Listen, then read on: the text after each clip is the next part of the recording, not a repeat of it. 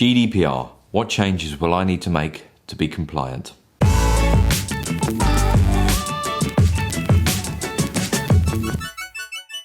GDPR goes live on the 25th of May.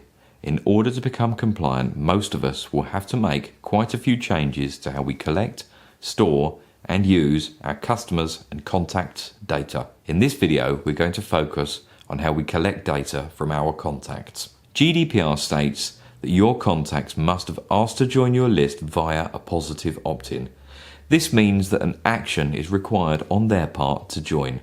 For example, they must put a tick in an unticked box. GDPR also states that you must include a statement outlining how you intend to use their private data that you are asking for. Okay, so with these key principles in mind, let's look at how we can change our current collection methods accordingly. Web order page. Now, when you purchase something online, after you've entered your payment and shipping information, you'll generally be taken to an order confirmation page. Some online retailers will have a small text section at the very bottom of the page with a pre-ticked box that says, "Please add me to your mailing list." Now, under the terms of GDPR, this is a real no-no. There are fines for falling foul of GDPR, and they're pretty huge, so it's a good idea to make the changes that you need to now. Firstly, the box needs to be unticked. The customer must put the tick in the box themselves.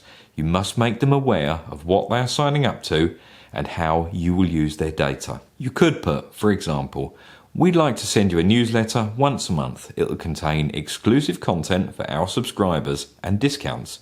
Your data is private and we never pass it on to third parties. You'll only ever receive emails from us." Now, as the box is by default unticked, you should put this somewhere where the customer can clearly see it. So no more burying a pre-ticked box at the bottom of the page hoping that nobody will see it. This will be a thing of the past. If you offer your customer a sound reason to join, they generally will. You just need to put some thought into how to tempt your customers. Now, exclusive content is a great way to do this. Offer them something that they can only get by joining your newsletter. Web sign-up forms. Again, this uses exactly the same logic as the web order page. Anything that we are currently using must be converted to include a positive opt-in and an explanation of what your contact details are going to be used for. Now, the key here is to make sure that your sign-up form is in a prominent place. You could, for example, have it as a pop-up exit.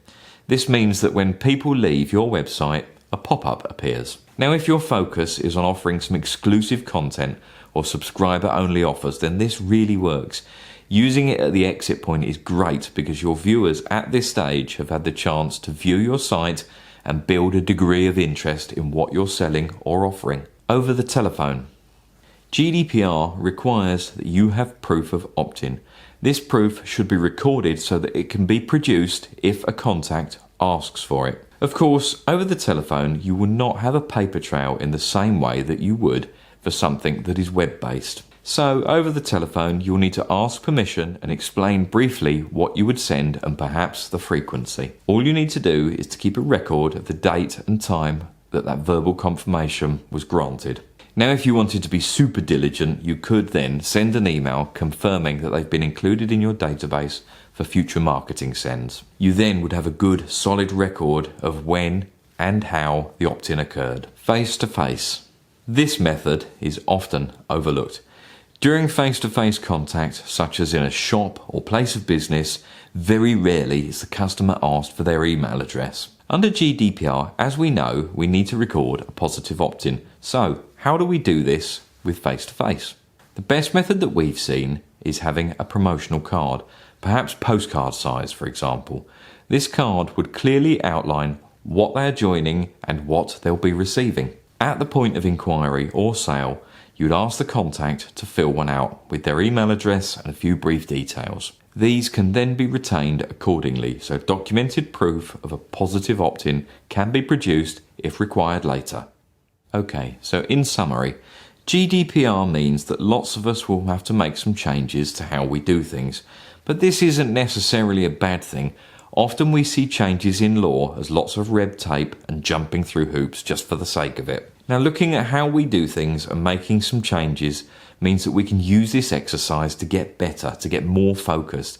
These changes will have a positive effect on building a database of well-qualified contacts. Okay, thank you for watching, and I hope that you found this video informative and useful.